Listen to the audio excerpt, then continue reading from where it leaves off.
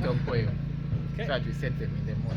This one is more depressing, so if your tears are very near, you can pick your handkerchief. Joking. And it's a long one. It's actually more like a speech, but it's not. And it's an excerpt from my second book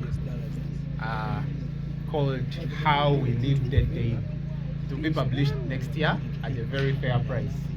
Those of you who are with us in year one, I had my first book published, and most of you have copies. So for the next coming book, you can watch out.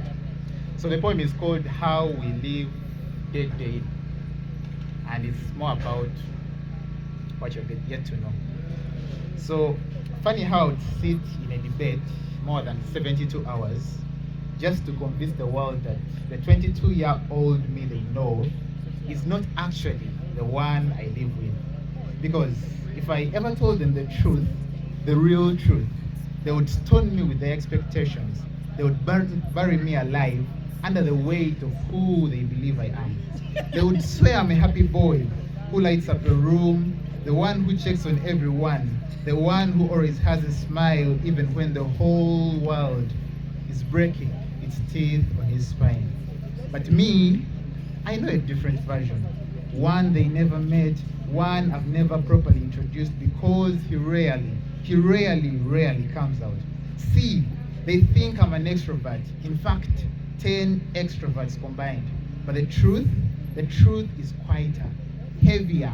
He sits in corners like dust no one notices, thinking about how exhausting it is to pretend he fits into the light everyone swears he carries.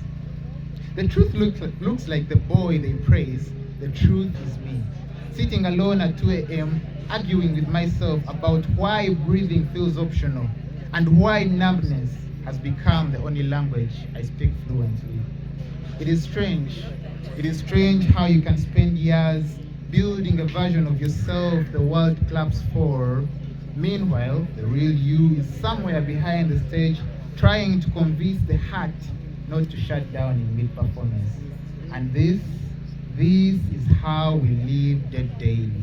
We exist in two places at once, the person the world sees and the person we secretly are, and every day are those two different versions that wage a silent war together. One is loud, be strong, be cheerful, be the one who's always okay. The other is quiet, but I'm tired, but I'm broken, but I'm not okay.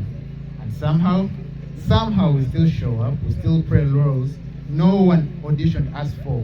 We still power from cups that have never been empty since childhood. Numbness wasn't an escape, it was a survival tactic. Emptiness wasn't a preference, it was the endless space powered pain to do the echo. And if the world ever knew how many times I've had to hold myself together so just they could fall apart, they would finally understand why I walk like a ghost inside my own skin. And this is how I live the day. Not because I want to, but because sometimes survival looks like pretending you're still alive. Thank you.